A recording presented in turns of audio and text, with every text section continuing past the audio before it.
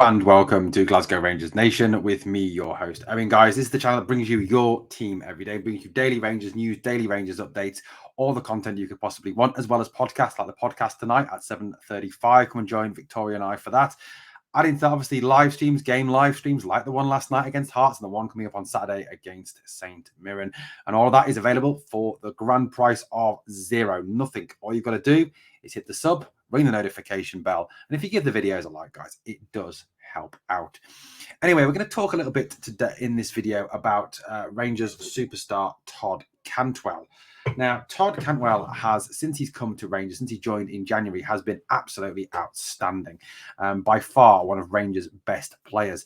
It's not only the way he plays the game, but the passion and the heart that this guy shows when he is wearing a Rangers shirt and on match days. You know, witnessing the semi-final at Hampden Park, he's there trying to get the crowd even more up for the game. You know, the way he tackles and chases back, even in the 89th, 90th minute in stoppage time. The way he works hard. You know, people called him a maverick, a flair player. People said that he wouldn't be up for have the stomach for the fight. Well, I think he's more than proved he does have the stomach for the fight.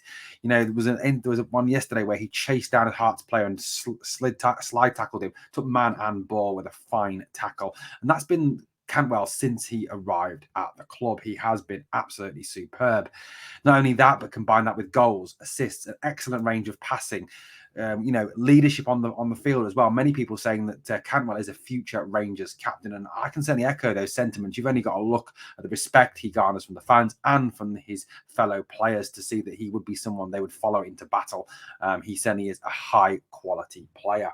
Now, what we're going to talk about in this video in a moment is we're going to talk about how the fact that he is getting no protection, and there is a narrative coming from certain pundits that support a certain team that are trying to put across that he is a cheat, a diver, and he goes down way too easily. But just to show the effect that Cantwell has had since he arrived, here's his stats. Now, if we disregard his championship stats where he played for Norwich, let's look at the Scottish Premiership, the Scottish Premiership top six split, SFA Cup, and Scottish League Cup. So in the Scottish Premiership, before the top six split, he played 11 games, scoring 2 goals and having 4 assists. Then after the split, he's played 4 games with 4 goals and no assists. So if you look at that, in 15 games, he has 6 goals, 4 assists. That's 10 goal contributions in 15 games, which is absolutely outstanding. In the Scottish Cup, he has 3 appearances, 1 assist. And in the League Cup, 1 appearance, no assists and no goals. So if you take that across what he's done for Rangers since coming, that's 19 appearances, 6 goals, 5 assists, 11 goal contributions in 19 games, which has been absolutely outstanding and really does show what this lad brings to the team. And I'm just absolutely just over the moon with his signing, and it does show that Michael Beale certainly has an eye for a player. Now, last night on his Instagram, Todd Cantwell put up this image of his leg with a cut across it from where he was fouled by one of the Hearts players. And it's fair to say that in last night's game at Ibrox against Hearts, Cantwell was the subject of some pretty harsh, ferocious, tough tackling treatment, pretty dirty treatment from a number of Hearts players, including a foul by Oda where he went, if you actually go back and watch it, he goes in, he wraps his legs round and completely takes out Cantwell. Could have done some damage to Cantwell's knee ligaments, his ankle ligaments, or even broken the lad's leg. But of course, let's face it, he does go down way too easily, doesn't he? Now, what obviously is quite interesting about this Instagram post that Cantwell put up on social media was the fact that he put it up with the little caption, "Probably a dive." Now, this is a thinly veiled swipe at that absolute muppet, Chris Sutton. Now, Chris Sutton, obviously, who is a one-season wonder, and who only had a good season at Blackburn because he was playing alongside Alan Shearer, who obviously took the majority of the pressure off Sutton and allowed Sutton to have an opportunity to score goals. Sutton, who is, quite frankly, a second-rate striker, but, you know, the way he talks, you'd think he was Cristiano Ronaldo. But he has obviously said that he feels that Cantwell is soft and goes down too easily and does dive. Now, obviously, as we know, Chris Sutton is a complete tool. We do know that. But, you know, it is a narrative that has been sown in the media by fans of a certain team, trying to push across and trying to sow, I think, seeds of doubt in referees' minds as to Cantwell's conduct on the field. And I think we saw a little bit of that last night from referee John Beaton, not really giving Cantwell very much protection at all. Both the really bad fouls on Cantwell in that first half did not result in yellow cards for the two Hearts players. Yet, moments later, Alan McGregor is booked for dissent. And obviously, as well, Stephen Naismith, the Hearts manager, is also booked for punching the ball back onto the field. Now, look, dissent is not right. I get that 100%. But you're telling me that is more serious than 2 assaults, basically, on Cantwell on the field. I really don't understand that at all. And it does seem that he is, since that as well, if you go back to the Hibs game on Sunday, where people described the foul that he took before the Tavernier goal from the Tavernier free kick as soft. And the fact that he went to ground a little easy was the quote. Now, if you go back and watch that foul and actually slow it down, you can actually see that Egan Riley, the Hibs defender, reaches out and shoves Cantwell. Now, I'm not being funny, but when you are running at speed at someone, your balance is off anyway. You are shoved and pushed. You are going to go to ground. Professional footballers do. Now, I'm not saying that, Cantwell doesn't sometimes go to ground. All footballers do it.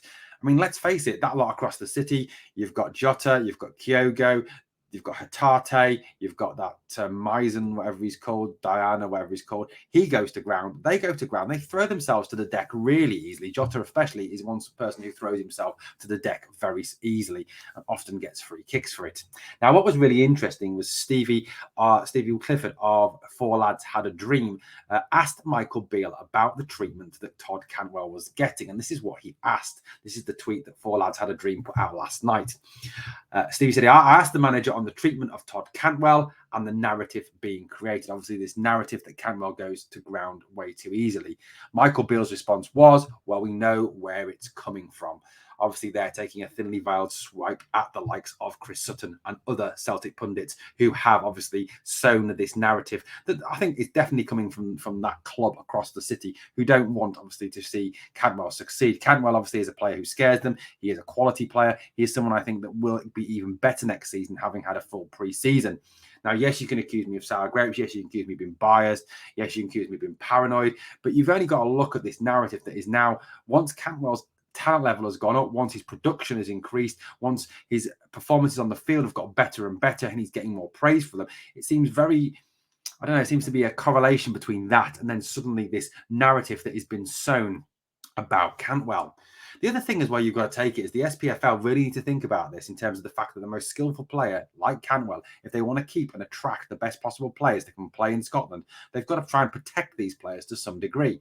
Now, I'm not saying that he deserves special treatment. All I'm saying is he deserves fair treatment rather than him being kicked off the park, which did seem to be the Hearts' tactic last night.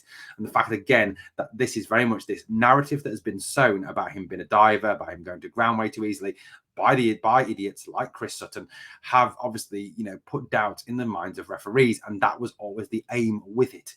Cantwell deserves protection. He deserves the protection he's entitled to under the laws of the game. Now, the laws of the game are there for a reason. They are there to protect the players on the field and allow the players on the field to express themselves, and provide the entertainment and do their jobs as they are requested to do by their clubs and for the fans of their team.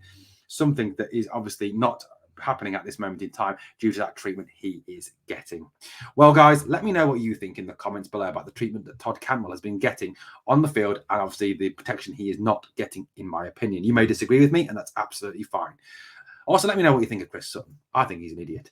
Anyway, thank you so much for watching Glasgow Rangers Nation. As always, guys, we're back to speak to you again very soon. Remember, tonight we have the podcast, 7:35, myself and Victoria Searle, talking about the game last night and talking about those five guys who have left, who are leaving at the end of this season. There they are: Scotty, Ryan, Alan, Alfie, and Philip. Well, thank you so much for watching. I'll be back to speak to you again here on the channel, Glasgow Rangers Nation.